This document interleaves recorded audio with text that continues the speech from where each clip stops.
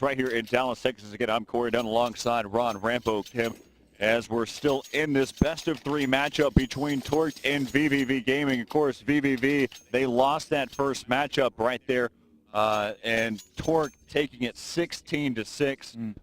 One of the things, though, we have to look at, it's just more of a collective team atmosphere over there with Torque. Each one of them were pulling off some really great shots. TCK had some really great things, great moments. Days with his AWP, Monty with both the AK, the dualies in the beginning part of the round. But Ron, right now we've started things off, and Frost picks up 2 right there with the Glock headshot. Both of them just walked into it. That's why you don't bring. That's why you don't come out to a pistol fight like that. Still picking up 2 as well with the Glock, and that's going to do it. That is a demoralizing factor whenever you get slaughtered when you get Glocks sniped like that. by a Glock. Yeah, I mean, it's double sniped. So again, whenever we're talking about first pistol round, we're talking about head armor. We saw how much blood splatter was on the wall. Again, that just shows you, and they're both headshots. We're talking about making the assumption. I think it's 2 to 3 shots to the head, probably from that range to finish something off. They're already damaged a little bit. It may be just a 1 shot to make that happen. Again, that's based off of all damage ratios off of assumption. So they pick up the first round. None of their members die. That's also a huge benefactor there for Torque. And so they're just going to run with it from here. If they don't die this round, that's going to be huge. You got TCK who's got a Galil. We saw a MAC-10 there from one of the members from Torqued as well. And kind of reminds me of the old days in Pugs where you just hold around a corner. That was the first kill coming in by Dazed. I'm assuming that's by the Galil. And so right now they're going to be flanking back around. They took their eyes off of him at the wrong time. But you got still picking up another kill so far. If they can survive this round without dying, that's going to be a huge plus to them. TCK taking it down 4 shot. Now Automatic just needs to take out 1, just for a moral factor. And right there, he's out in the open, spraying away, can't connect, and he gets finished off by a MAC-10. Yeah, and something you mentioned about first round being demoralizing, losing around like that. Even more so because they tried an out-of-the-textbook type of strat where they just decided to go really aggressive and take a risk. And they did that, and they just got absolutely slaughtered. So it definitely, when you're a strat caller, it happened before. It's happened to every strat caller that's played the game long enough where you call something, take a risk. Your teammates completely believe in you, you think like, okay, whatever. And then you completely fail like that. So it does kind of affect you a little bit as a strat caller, and definitely as a teammate, falling a strat like that. Look at this. You've already got there playing extremely aggressive this round here for vVv. They're bringing the battle to them as they picked up 2 so far, allows them to pick up a weapon out of the situation. Looks like they're just moving barrels there with Torque, as trying to slow down some of the entries. Peeking out at the right time. It's going to be Sasquatch taking down Still. He was probably completely blind. TCK picking up 2, as now that makes it 3 for TCK. Automatic and Cannon Chow, the 2 young players, the first-timers here for the Major LAN event. As now it's going to be left up to Automatic, the 15-year-old. See if he can make something happen here. He's going to be completely blind. Here comes some flashes over the top, but that's just going to delay as they rotate over there towards the A side. He peeks out. He's checking to see if they're out there. Now he's going to know that they've rotated all the way back around. Great little transfer, but that's a lot of build-up for someone who only has 4 HP. And that was very horrible by vVv. They had the number situation, and they all just peaked 1 by 1. Yep. And just all got picked off 1 by 1 there. So when you have the number advantage like that, you've got to use it and fight people 2-on-1. They just kind of threw the round away, to be honest. And TCK picks up what I've been able to take a look at. I believe that was I know for a fact that was 4 kills that round. Whether or not it was an ace, I can't tell. I think TCK had a kill in one of the previous rounds, so that's probably 4 kills that round. But right now, Torqued currently down 3-0 right now, or Torqued leading 3-0, as this will be the first real gun round here for vVv. Again, they lost the first map 16-6. And they really, on DE season, so they need to not only just for moral reasons, they need to pick up this game or at least make it close enough so they can look and talk about tonight and really figure out what they're going to do in the losers bracket. So there's a lot of things that come into play, not only just this matchup, but what you're going to do for throughout the rest of the playoffs and coming up with a nice little conclusion. Yeah, you can see Automatic just throwing barrels as if he was playing Half-Life 2 DM with the gravity gun there. As you can see, you've got Cheeks who's able to try to help out as well with that M4, and that's going to be able to finish off the round. That's a solid, clean round there coming in for vVv, and the complete inverse of what we saw before. And so now the score is going to be 3-1, now in favor of Torque over vVv. So a nice, solid gun round for vVv. Yeah, forcing Torque here to save. So really good round there. They need to, once they find out Torque is saving, they need to just stay alive. They cannot die. Yep. Give away any of their economic advantage that they're going to build up here.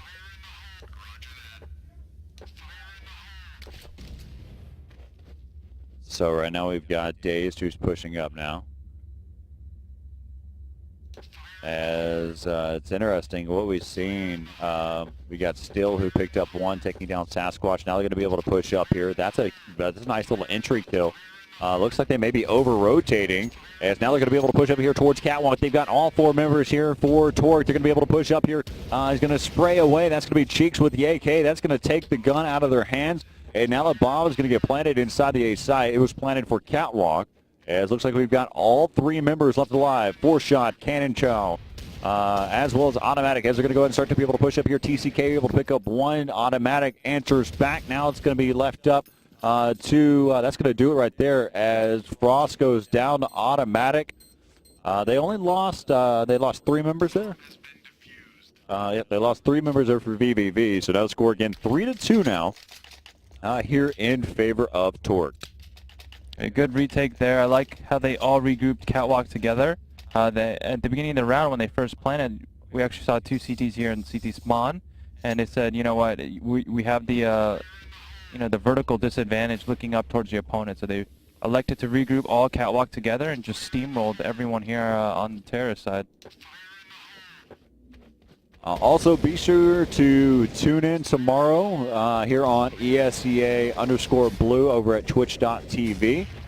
Click the follow button. We'll be starting earlier, or we'll be starting tomorrow at 10 a.m., so be on the lookout for that. Matchup's going to be Team Dynamic versus whichever team wins this best-of-3 series. And it's definitely a matchup you don't want to miss. And also the ESEA stream, or the green stream, Counter-Strike 1.6 will start tomorrow as well. And also be on the lookout for Team Fortress 2, the orange stream, all of which are on. You can follow the ESEA.net on the broadcast guide, and you can see exactly what teams are playing where and when. And also, there's a lot of different contests that are going on, whether it's the Twitter contest. Be on the lookout for that as well. And also follow on Facebook for all of the sponsors with BenQ, Plantronics, Gamecom, as that bomb is going to explode. Nice little solid round just there for Torque. vVv didn't want to lose any weapons throughout that situation, so they gave up that round, just maintaining and saving those guns. But also another shout out to our sponsors, Sapphire, as well as Zoe as well, and BenQ, of course. And Gamescom as well. And Plantronic Gamecom, the new 780s that I have that I love. And also, of course, they're playing all these competition, the tournament PCs, or these Alienwares that kind of, the form factor is like an Xbox. That's actually pretty awesome. So I think I paid my dues now, so now it scores 4-2 right now. This is a common strat you'll see. Oh, a game of whack-a-mole there for Dazed as Sasquatch pops out over the top and gets dropped. Yeah, well played there by Torque. They just were able to move up too close together as a team. No counter flashes by vVv. God, it was like clay shooting there for for Dazed, and TCK comes around for the flank, picks up 2. Nice headshots coming in both with that AK, and now score's going to be 5-2.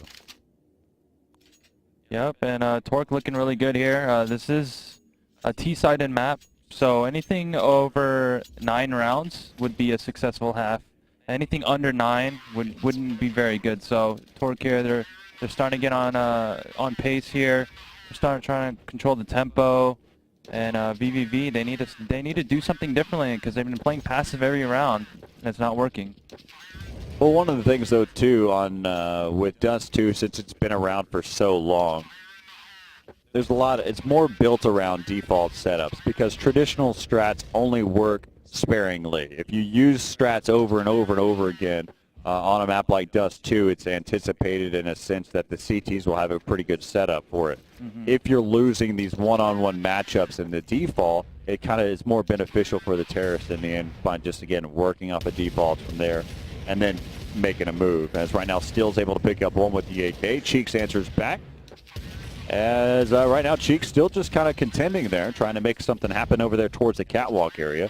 He's got a teammate that's still conversing as well, and they're both going to get dropped by Monty on the flank. Just kind of slaps them around. So some things you can try to mix up, I would think, for vVv is try a B push, smoke off this middle off the bat as soon as you spawn, send maybe 2 or 3 players here to B, 2 players move up, third member pop flash in there and you clear that B hall, and then you know that's clear. Or you take over middle and catwalk area, so as soon as the teams are sending up mid and cat, throw some flashes over and then swoop in from cat and middle. Oh my gosh. Dazed pushes in. They've got no respect for vVv as they just pushed in.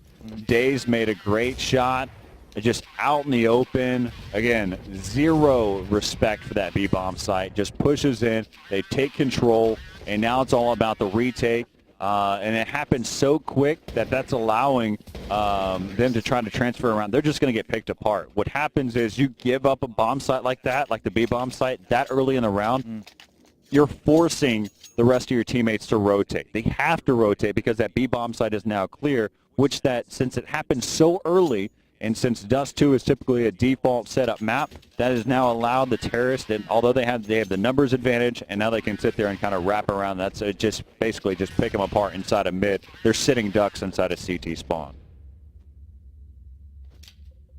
Yeah, and that's just exactly what you said. When you rotate from CT and you're these 8 players and you rotate, you drop down into CT spawn. Well, now if you want to get back to the bomb site, it's such a long run. You have to go up these hills and up this ramp, and you're so vulnerable from catwalk and long.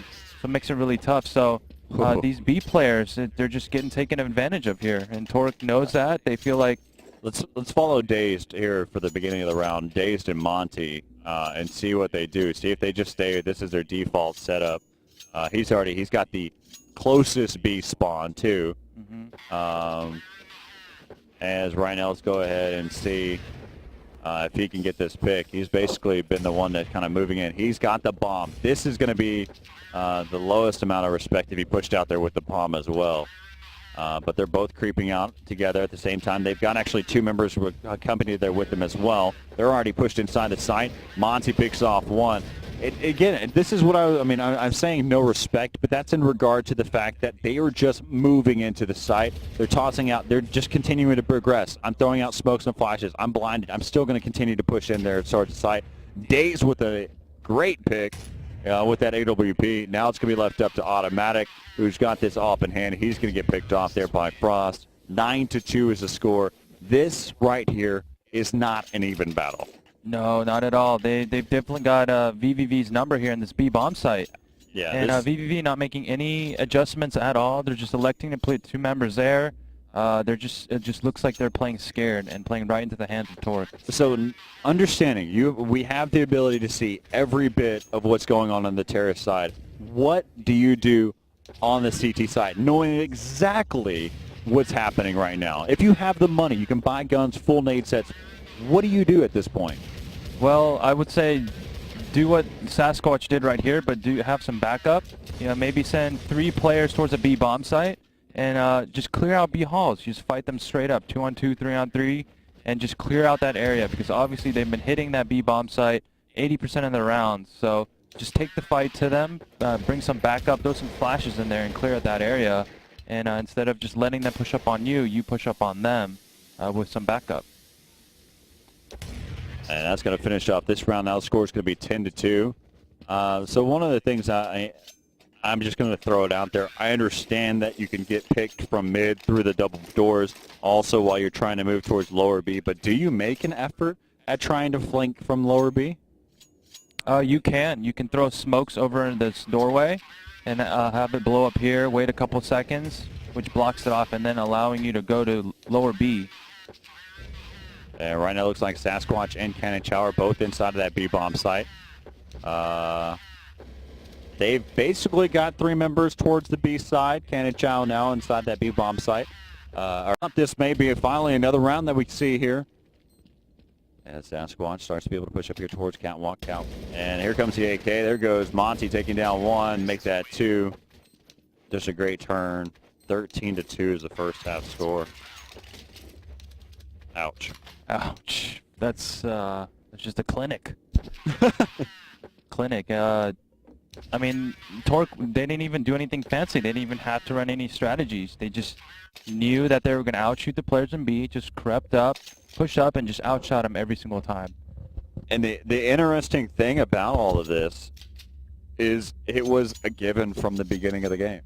Once it was the first gun round, the first real gun round, I guess it'd probably be a couple rounds in, but whenever they finally got set up in their default setup and made that first pick in the B-bomb site, you could already have made the assumption, I know I can get him.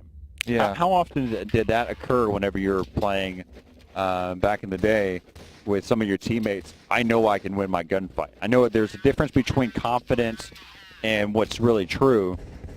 How often did that really happen? Right, yeah, on some of these maps, especially since these teams play each other a lot, you'll play the same teams over and over again in scrims. Right. And you'll after playing them, you'll figure out which areas are more comfortable for you to hit, and sometimes you just have the other person's number because your play style, for some reason on that position, you know, you've got an advantage for some reason, you know, over the other player's play style. So, you know, definitely in this situation, Torque knew that, and they exploited it heavily.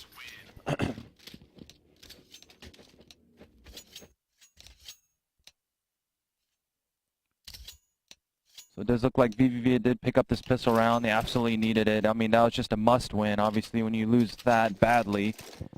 So, you know, I don't want to say they have a chance, but, you know, it's good to see them win a pistol. I mean, just, you don't want to get eliminated into the lower bracket in this type of fashion. You want to build something up, some kind of hope for tomorrow, so at least you can look at your teammates with some dignity and say, hey, at least we gave them some kind of a match. That's what I was trying to bring up earlier, is that if you lose, we got outplayed, but we played well. And right now, you're just thinking we're out of this league. We don't even belong here with this type of mentality right now. Right. As right there, you can see Monty picking up a couple. That's gonna be, wow. Yeah, and you know, I think Torque's experience is just too much for these young players for vVv. I mean, it's just a sheer talent game. This is talent versus talent. It's skill versus skill, and it's just there's a separation here. And other maps, I think we'll see that we'll see a pretty good style of play, a pretty equal level of play. A map like Dust 2, a map like Inferno, all these classic maps. I think other than like Training or Nuke, I think we're going to see a pretty kill-for-kill thing, because the spots and the angles and the choke points have all been exhausted in a sense. Now it's just talent versus talent. Yeah, that's a good point. Wow, those nice little shots there coming in. Now, again, I know we were talking about, you know, who's playing well, who's playing better. That does not mean that vVv is going, well, dude, we can't compete. They're still in this competitive mindset that they can make things happen. But as you're going to go ahead and see, we got this 1v1 battle going on here inside the site. Steel versus 4Shot, and that's going to do that. I mean, again, it just, when you're 15 years old, I can't even imagine playing, you know, at this type of level when you're 15. It's your first major LAN event. You know, you've got all these, you know, responsibilities to your teammates to perform, and it's just really tough, to be honest. So I think the pressure is getting to them, and that's just a reason why they're not performing like they do online. But also, you got to give Torque credit, because I mean, they are past ESEA LAN champions, and they're just a phenomenal team. So I think it's just a combination of both. As right now, we're going to go ahead and see. You've already got 3 members down, or 2 members down here for vVv. Make that 3 as 4Shot gets dropped there by Dazed, and now it's going to be left up to Cheeks and Cannon Chow. As let's see if Cheeks can open things up here for his team. They are, again, at game point, 15-3, and that's going to do it. And vVv is going to go down in 2 maps out of 3 torqued. They took the first series 16-6, and then take the second series 16-3. Yeah, it's definitely a definitive win over